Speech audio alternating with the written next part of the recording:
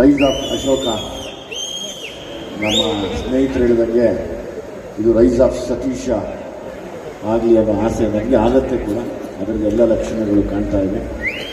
ನಮ್ಮ ಕನ್ನಡದವ್ರು ನಾವು ಯಾರಿಗೂ ಏನು ಕಡಿಮೆ ಇಲ್ಲ ಅನ್ನೋದಕ್ಕೆ ಇವತ್ತು ನಮ್ಮ ಕನ್ನಡಿಗ ಈ ಸಿನಿಮಾನ ತೆಲುಗು ಮತ್ತು ತಮಿಳಲ್ಲೂ ಕೂಡ ಹೋಗಿ ನಿಂತು ರಿಲೀಸ್ ಮಾಡ್ತಾ ಇರೋದು ಇಡೀ ಕನ್ನಡಿಗರಿಗೆ ಹೆಮ್ಮೆ. ನಾನೊಬ್ಬ ಕನ್ನಡಿಗನಾಗಿ ತುಂಬ ಹೆಮ್ಮೆ ಪಡ್ತೀನಿ. Thank you sir.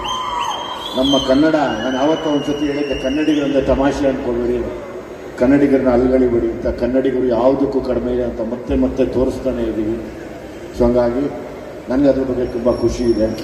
ಸತೀಶ್ನ ನಾನು ಯಾಕೆ ತುಂಬ ಇಷ್ಟಪಡ್ತೀನಿ ಅಂದರೆ, ನಮ್ಮಂಗೆ ತುಂಬ ಕಷ್ಟಪಟ್ಟು ಜೀವನದಲ್ಲಿ ತುಂಬ ನೊಂದು ನಾವೆಲ್ಲ ನಿಮಗೆ ಈ ಥರ ಕಾಣಿಸ್ತಿರ್ತೀವಿ, ಬಟ್ ಒಳಗಡೆ ತುಂಬ ನೊಂದಿರ್ತೀವಿ. ಪ್ರತಿ ಸರಿ ನಾವು ಮಾತಾಡೋವಾಗಲೂ ಒಂದು ಒಳ್ಳೆ ವಿಷಯನ ಇಟ್ಕೊಂಡು ಮಾತಾಡ್ತಾ ಇರ್ತೀವಿ, ಆದರೆ ಒಳಗಡೆ ತುಂಬ ನೋವಲ್ಲಿ ಇರ್ತೀವಿ. ಸತೀಶ್ ಮಾತಾಡುವಾಗ ಗೊತ್ತಾಗ್ತಾ ಇತ್ತು ಆ ಜೋಶು, ಆ ಹಠ, ನಾನು ಸಾಧನೆ ಮಾಡಬೇಕು ಮತ್ತು ನಮ್ಮ ಕನ್ನಡಿಗರಿಗೆ ನಾನೊಬ್ಬ ಕನ್ನಡಿಗನಾಗ ಒಂದು ಒಳ್ಳೆ ಸಿನಿಮಾ ಕೊಡಬೇಕು ಅನ್ನೋದು ಅದು ಯಾವಾಗಲೂ ನಮ್ಮಲ್ಲಿ ಆ ತುಡಿತ ಇದ್ದೇ ಇದೆ.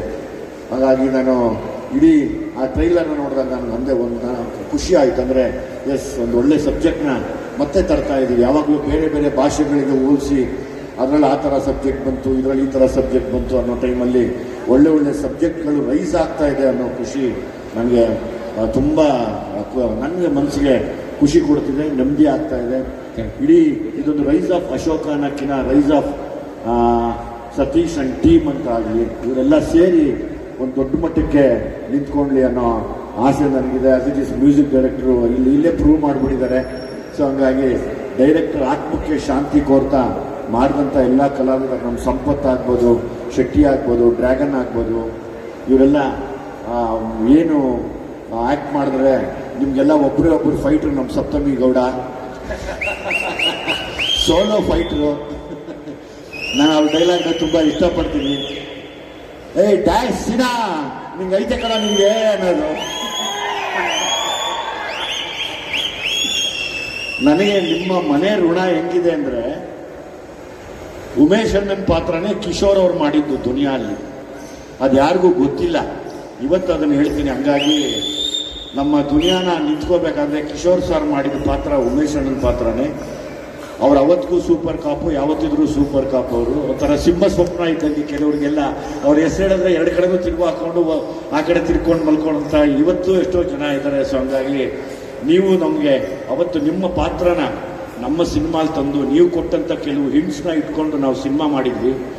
ಹಾಗೆ ನಾವು ನಿಮ್ಮ ಋಣ ತೀರ್ಸೋಕ್ಕಾಗಲ್ಲ.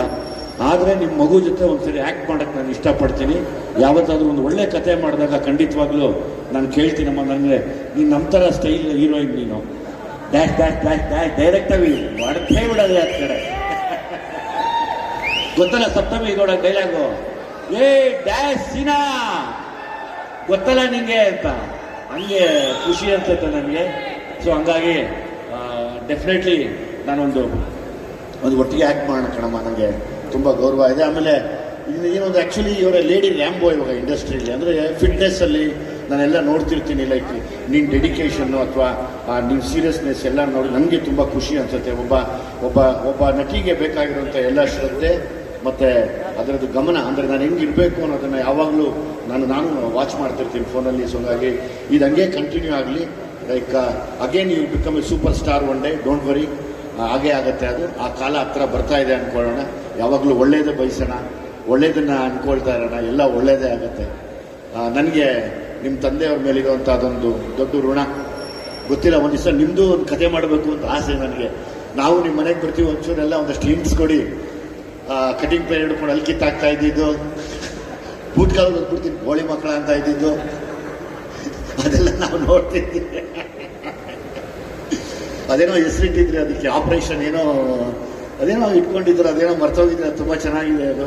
ಸೊ ಹಂಗಾಗಿ ನಾವು ಬರ್ತೀವಿ, ನಾವು ಬಂದು ನಿಮ್ಮ ಹತ್ರ ಮಾತಾಡ್ತೀನಿ. ಇಡೀ ಟೀಮು ಇವತ್ತು ನನಗೆಲ್ಲದಕ್ಕಿಂತ ಹೆಚ್ಚಾಗಿ ಸತೀಶ ಹೊತ್ಕೊಂಡಿರೋಂಥ ಹೊರೆ ನಾನು ಸುಮಾರು ವರ್ಷದಿಂದ ನೋಡ್ತಾ ಇದ್ದೀನಿ. ಸತೀಶನ ಮೇಲೆ ಯಾವಾಗಲೂ ತುಂಬ ದೊಡ್ಡ ಹೊರೆ ಇದೆ. ಅಂದರೆ ನಾನು ಬೆಳೆದು ನನ್ನ ಜೊತೆಲಿರೋರನ್ನ ಬೆಳೆಸಬೇಕು ಮತ್ತು ಜೊತೆಲಿರೋರಿಗೆ ಒಳ್ಳೇದಾಗಬೇಕು ಅಂತ ಬಯಸುವಂಥ ಒಂದು ಒಳ್ಳೆಯ ಜೀವ ಇದು. ಹಂಗಾಗಿ ನಾನು ಸದಾ ಒಳ್ಳೇದು ಬಯಸಿ ಈ ಸಿನಿಮಾ ದೊಡ್ಡ ಹಿಟ್ ಆಗಲಿ ಅಂತ ಹೇಳಿ ನಾನು ಜೊತೆ ಇರ್ತೀನಿ. ಇವತ್ತು ಇನ್ನೊಂದು ಅಂದರೆ ಎಲ್ಲರೂ ಹೀರೋಗಳೇ ಇದ್ದೀರಾ ಇಲ್ಲಿ, ಶೆಟ್ಟಿಯಿಂದ ಹಿಡಿದು ಎಲ್ಲರೂ ಹೀರೋ ಇದ್ದೀರಾ. ನೀನಾಗಲಿ ಯೋಗಿ ಆಗಲಿ, ಆದಷ್ಟು ಕೆಲವು ವಿಷಯಗಳಿಗೆಲ್ಲ ಒಂದಾಗಿ ನಾವು ಮತ್ತೆ ನಿಂತ್ಕೊಂಡು ಆಸ್ ಇಟ್ ಈಸ್ ನಮ್ಮ ಹೆಡ್ ಮಾಸ್ಟರ್ ಇಲ್ಲೇ ಇದ್ದಾರೆ. ಸೊ ಹಂಗಾಗಿ ಅವ್ರ ಪನಿಷ್ಮೆಂಟ್ ತುಂಬ ಮಣ್ಕಾಲದ ಉಳಿಸ್ಬಿಟ್ಟಿದ್ರು ನಮ್ಮನ್ನು. ಅವ್ರದ್ದೆಲ್ಲ ಕೇಳಿ ಇನ್ನೂ ಹಿರಿಯರಿದ್ದಾರೆ. ಒಂದಾಗಿ ನಿಂತ್ಕೊಂಡು ಯಾವಾಗಲೂ ಯಾವುದೇ ಸಿನಿಮಾ ಮಾಡಲಿ ಎಲ್ಲರೂ ದಯಮಾಡಿ ಬನ್ನಿ, ಎಲ್ಲರೂ ವಿಶ್ ಮಾಡಿ. ನಾನು ಬರಬಾರ್ದು, ನಾನು ಹೋಗಬಾರ್ದು ಅಂತ ಯಾವತ್ತೂ ಮಾಡಬೇಡಿ. ನಮ್ಮಲ್ಲಿ ಒಗ್ಗಟ್ಟಿದ್ದರೆ ಇಲ್ಲದೆ ಇದ್ದಾಗಲೇ ಇನ್ನೊಬ್ಬರು ಬಂದು ನಮ್ಮ ಜೊತೆ ಆಟ ಆಡೋಕ್ಕೆ ಶುರು ಮಾಡೋದು. ಎಲ್ಲಕ್ಕಿಂತ ಮೀರಿ ನಾವು ಸಿನಿಮಾದವರು, ನಮ್ಮ ಜೊತೆ ಮಾಧ್ಯಮದವರು ಯಾವಾಗಲೂ ಸದಾ ಜೊತೆಲಿದ್ದು ಈ ಸಿನಿಮಾಗಳು ಗೆಲ್ಲಬೇಕು ಅಂತ ಅವ್ರು ಪರ್ಸನಲ್ಲಾಗಿ ತಗೋತಾರೆ. ಎಲ್ಲೋ ಬರೀತಾ ಒಂದು 2 ಲೈನ್ ಎಕ್ಸ್ಟ್ರಾ ಬರೆದು ಸಿನಿಮಾಗೆ ಒಳ್ಳೇದು ದುಡಿತಾರೆ. ಹಂಗಾಗಿ ನಾನು ನಿಮಗೆ ಯಾವಾಗಲೂ ಚಿರಋಣಿ ಆಗಿರ್ತೀನಿ. ನಾವು ಸಿನಿಮಾದವ್ರನ್ನ ಮೀರಿ ನಮಗೆ ಪ್ರೊಡ್ಯೂಸರ್ ಅಂತ ಒಬ್ರು ಅನ್ನ ಕೊಟ್ಟರೆ ನಮಗೆ ಹೊಟ್ಟೆ ತುಂಬ ಜಾಸ್ತಿ ಊಟ ಹಾಕೋರು ನೀವುಗಳು. ಇಲ್ಲೆಲ್ಲ ಯಾರು ನಿಂತಿದ್ದೀರಾ ಇಷ್ಟೂ ಜನ. ಹಾಗಾಗಿ ನೀವೆಲ್ಲ ಸಾಕಿ ಸಲಹಿದಕ್ಕೆ ನಾವು ಇಷ್ಟು ದೊಡ್ಡ ಮಟ್ಟಕ್ಕೆ ಬಂದಿದ್ದೀವಿ. ನಾವು ಸದಾ ಒಂದೇ ಕೇಳೋದು, ದೇವ್ರನ್ನ ಕೇಳ್ತೀವೋ ಇಲ್ವೋ ಅಲ್ಲ, ನಿಮ್ಗಳನ್ನ ಯಾವಾಗಲೂ ಕೇಳ್ಕೊತೀವಿ. ಕನ್ನಡದ ಸಿನಿಮಾದ ಮೇಲೆ, ಕನ್ನಡಿಗರ ಮೇಲೆ ಯಾವಾಗಲೂ ನಿಮ್ಮ ಆಶೀರ್ವಾದ ಇರಲಿ. ಬನ್ನಿ, ಇವರೆಲ್ಲ ತುಂಬ ಜವಾಬ್ದಾರಿಯಿಂದ ಸಿನಿಮಾ ಮಾಡಿರ್ತಾರೆ. ಸುಮ್ಮನೆ ಈಗೆಲ್ಲ ಕಾಲ ಹೆಂಗೆ ಅಂದರೆ ಕಮೆಂಟ್ ನೋಡಿ ಕಮೆಂಟ್ ಕೌಂಟ್ರ್ ಕೊಟ್ಟು ಬದುಕುವಂಥದ್ದಲ್ಲ. ನೀವು ನೋಡಿ ಆಮೇಲೆ ಇನ್ನೊಬ್ರಿಗೆ ತಿಳಿಸಿ. ಇದು ಯಾವಾಗಲೂ ನಾವು ಮಾಡಬೇಕಾಗಿರೋದು, ಇದು ನಾವು ಕನ್ನಡಿಗರು ಮಾಡಬೇಕಾಗಿರೋದು. ನಿಜವಾದ ಕನ್ನಡಿಗ ಮಾಡುವಂಥ ಕೆಲಸನ ನಾವೆಲ್ಲರೂ ಮಾಡೋಣ. ಎಲ್ರಿಗೂ ಒಳ್ಳೆಯದಾಗ್ತದೆ. Thank you very much. Thank you sir.